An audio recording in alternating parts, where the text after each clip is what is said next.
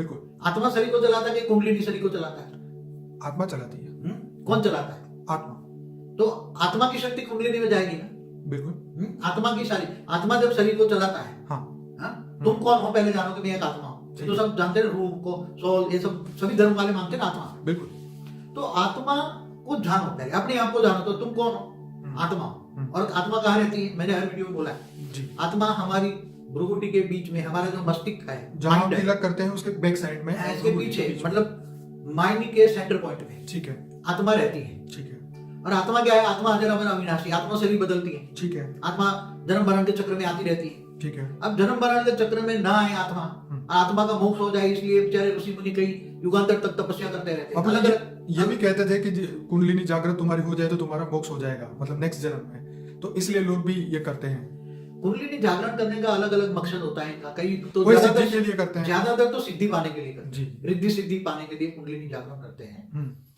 तो जैसे कुंडलिनी पूरी जागरण ना हो, 7 जो चक्र है वो भेदन ना हो जाए, तो फिर कई लोग पागल भी हो जाते हैं। बहुत सारे साइड इफेक्ट होता है जी, और बहुत नेगेटिव रिएक्शन बॉडी पर भी आते हैं। राइट। और कई लोग तो ज्यादातर पागल हो जाते हैं। इसलिए कुंडलिनी जागरण करने के लिए आत्मा को जो कैपेसिटी चाहिए, उसके लिए बहुत मेहनत भी है, बहुत मेहनत है। कोई कहता है 12,000 घंटों का तपस्या चाहिए। 15,000 क्योंकि मतलब कोई जिंदगी, मैं बोलता हूँ एक कुंडलिनी जागरूक करने के लिए ऋषि मुनि गुफाओं में जाकर एक कुंडलिनी पर ध्यान करते थे।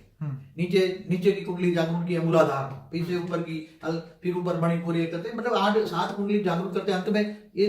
तो मगर एक कॉमन सेंस की बात है, गीता का भगवान ने कहीं कुंडलिनी जागरण करने के लिए बोला है? गीता में शायद बोला है, मैंने तो नहीं सुना कभी। नहीं, देखिए गीता में तो नहीं है बाबूजी, पर दूसरे जो भी शास्त्र हुए हैं जिसके अंदर ऋषि मुनियों ने अपना प्रैक्टिकल चीजें बताई होगी। लेकिन हम यहाँ जानना चाहते हैं कि एक कॉमन मैन, जो एक आम इंसान है, वो स्पिरिचुअलिटी में कैसे बढ़े। जैसे आप बताते हैं कि आत्मा 8वां चक्र है, तो उसको जगाए।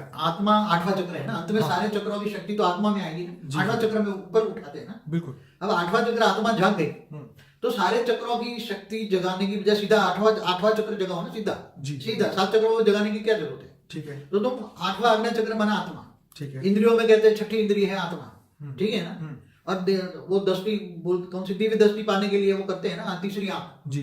तीसरी आंख वाले भी तो तीसरी आंख जगाने के लिए अलग अलग विधि करते हैं ना जी। तो सीधा साधा गीता में भगवान ने बताया कि तू आत्मस्वरूप बन, मुझ परमात्मा को याद कर, तो मैं तेरे सारे विकर्म विनाश कर दूंगा, अंत में तुम्हें परम पद ले जाऊंगा। ठीक है। मैं समझता हूँ कि जो कुंडलिनी जागरण का कंसेप्ट है वो मोक्ष पाने से ज्यादा रिद्धि सिद्धि पाने के लिए लोग यूज करते हैं। ज्यादातर जो रिद्धि सिद्धि पाने के लिए